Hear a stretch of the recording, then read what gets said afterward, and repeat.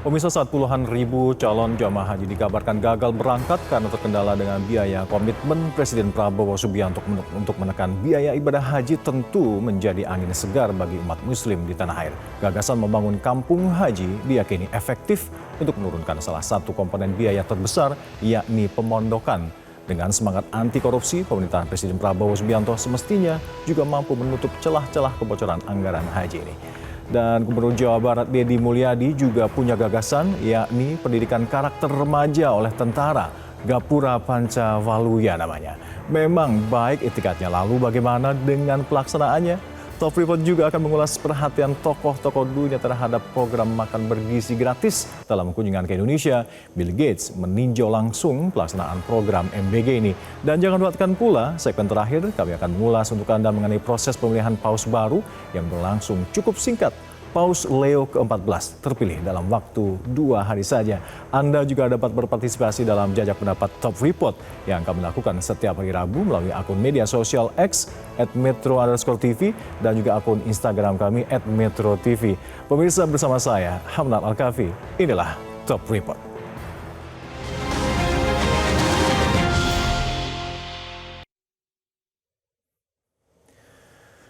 Pemirsa, membangun kampung haji di Arab Saudi menjadi gagasan Presiden Prabowo Subianto untuk menekan biaya ibadah haji. Faktor antrian dan juga biaya merupakan tantangan utama bagi umat muslim di Indonesia untuk melaksanakan rukun Islam kelima ini. Top Report melakukan jajak pendapat sederhana melalui media sosial dengan pertanyaan, Anda optimis efisiensi dapat menekan biaya ibadah haji?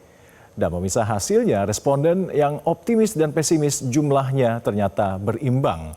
Top Report juga mewawancarai sejumlah pemangku kepentingan untuk menggali beragam gagasan untuk menekan biaya haji ini.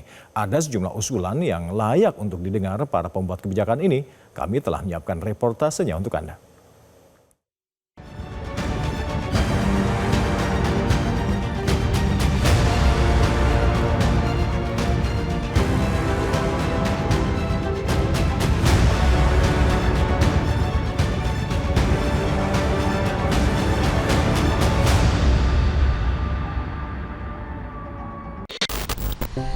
Menunaikan ibadah haji merupakan cita-cita umat Islam di seluruh dunia. Bagi umat Islam di Indonesia, keinginan berangkat haji ini menghadapi 2 kendala utama.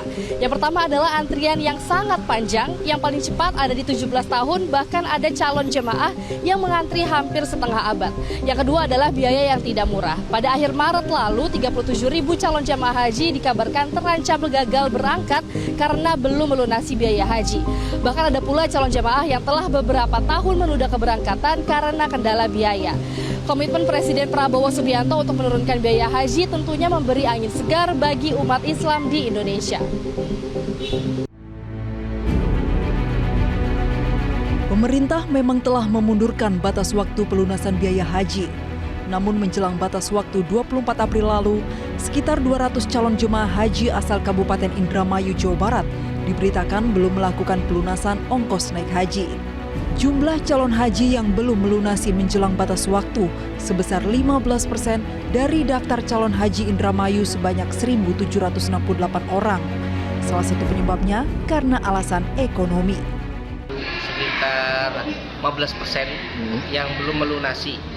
Nah, ikhtiar-ikhtiar kami dari Kementerian Agama terus mendorong KBIH dan orang-orang yang memiliki informasi pada jamaah untuk segera melunasi agar porsi pada tahun 2025 dengan sempurna.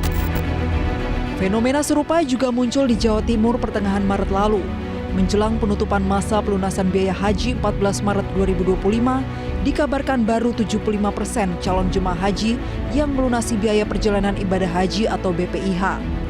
Dari kuota 351.152 orang, masih ada 9.000 orang yang belum melunasi BPIH. Menurut Kanwil Kemenak Jawa Timur, salah satu penyebabnya adalah karena belum ada biaya. Saya kira masih bisa diturunkan. Umpamanya kita turunkan 1 juta saja dari harga tiket. Itu sudah luar biasa, triliunan. Bagi jamaah yang akan melunasi dengan sejumlah 1 juta itu bagi mereka berat.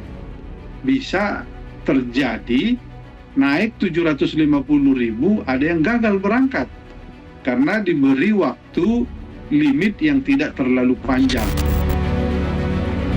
Biaya perjalanan ibadah haji atau BPIH terdiri dari 24 komponen.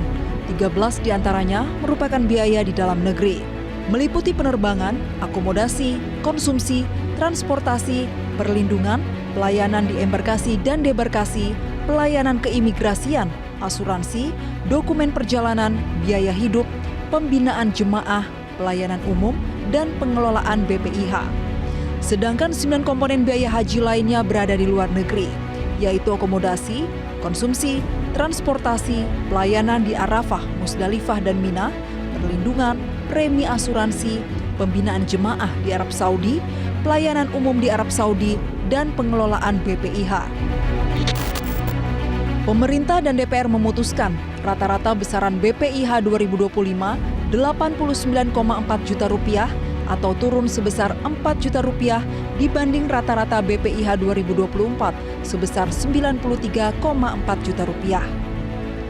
Marwan yakin dengan perubahan mendasar, biaya haji dapat dipangkas lebih besar lagi. Misalnya dengan memindahkan embarkasi mahal disatukan dengan embarkasi yang murah. Antara Surabaya dan Medan itu, embarkasi itu ada selisih kira-kira 14 juta selisihnya. Bagaimana kalau begitu kita buat semuanya embarkasi Medan, ke Medan itu kita kirim lewat pesawat lokal saja, dari 14 juta ini paling bisa kita habiskan 4 juta, katakanlah 5 juta, masih ada 9 juta. Presiden Prabowo pun meyakini biaya haji masih dapat diturunkan lagi. Saat meresmikan terminal khusus haji dan umroh di Bandara Soekarno-Hatta pekan ini, Presiden Prabowo menyatakan tidak puas dengan penurunan biaya haji sebesar 4 juta rupiah tahun ini. Efisiensi bisa menurunkan biaya, dan itu yang kita harus capai. Sekarang alhamdulillah kita bisa turunkan biaya haji 4 juta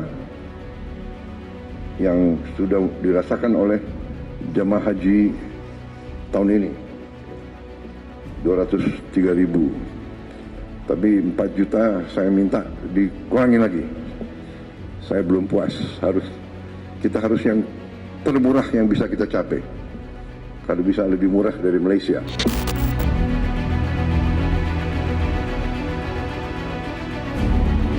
Instruksi Presiden soal biaya haji termurah yang dapat dicapai menjadi tugas berat bagi Badan Penyelenggara Haji yang secara resmi akan menjadi penanggung jawab haji Indonesia mulai tahun depan.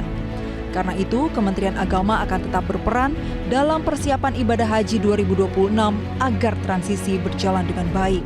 Nah, kalau nanti otonominya badan, maka apakah badan harus membentukkan kantor kantor bupatinya sampai ke tingkat desa itu high cost. Saya kira nanti banyak hal yang perlu dipikirkan. Maka itu ke depan itu ya kami Kementerian Agama siap sebagai punya atasan tersebut.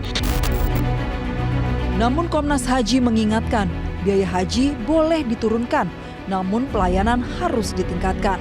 Sehingga pemerintah harus berhati-hati memilih target efisiensi komponen biaya haji. Salah satunya komponen penerbangan.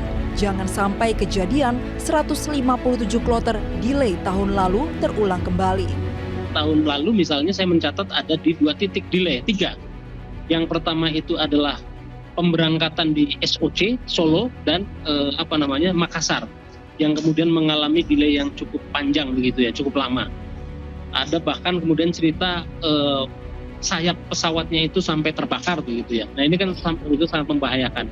Yang berikutnya adalah menyangkut pemulangan yang sampai terlambat 42 jam. Dan itu maskapai kita.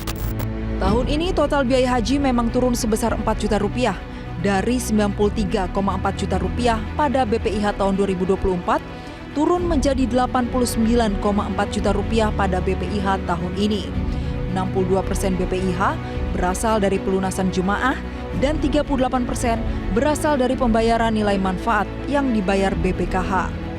Penurunan biaya pelunasan yang harus dibayar calon jemaah sebenarnya hanya Rp600.000. BP tahun lalu Rp56 juta, BP 2025 turun menjadi Rp55,4 juta. Nilai manfaat yang dibayar BPKH turun sebesar Rp3,3 juta. Pada 2024, BPKH membayar Rp37,3 juta. Tahun ini turun menjadi Rp33,9 juta. Semakin besar imbal hasil yang dibayarkan BPKH, makin kecil pula biaya pelunasan calon jemaah. Dahulu uang ini ada di Kementerian Agama. Tapi karena posisi uang ini hanya berjalan ya alamiah saja, natural saja, hasilnya ya sekitar 4-5%. Maka ada ide bagaimana kalau kita kasih ke para ahli yang bisa mengembangkan duit gitu kan, dibentuklah BPKH. Saya bilang antara BPKH dan Kemenak yang dulu nggak ada bedanya ini. Efisiensi dapat dilakukan dengan menutup celah penggelembungan biaya haji. Pada 2014 misalnya, KPK menetapkan Menteri Agama Surya Dharma Ali menjadi tersangka kasus dugaan korupsi terkait penyelenggaraan haji di Kementerian Agama tahun 2012-2013. KPK menduga Surya Dharma melakukan penggelembungan harga alias markup catering, pemondokan, hingga transportasi jemaah haji. Kini celah korupsi seharusnya semakin sempit dengan banyaknya mata pengawas.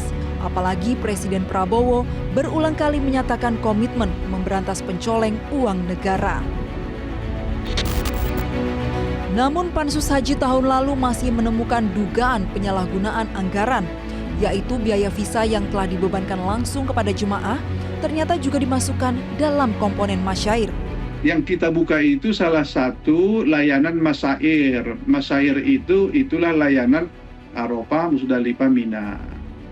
Item-itemnya itu kita buka, ternyata di dalamnya ada pembiayaan untuk visa.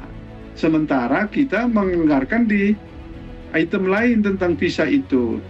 Tahun ini tidak ada lagi itu. Menekan biaya haji dapat pula dilakukan dengan mempersingkat masa tinggal jemaah di Tanah Suci. Dengan jumlah jemaah dan petugas haji lebih dari 200.000 orang, setiap pemangkasan masa tinggal dapat menghemat 50 miliar rupiah. Karena banyak faktor yang membuat kita itu mahal. Pertama, lamanya kita berada di Saudi Arabia. Satu hari itu bisa menghabiskan dana berapa itu bisa sampai 50 miliaran. Jadi kalau kita bisa menghemat 5 hari, 5 kali 4, 20 ya. Berapa itu? 4 kali 5, 200 miliar ya kan.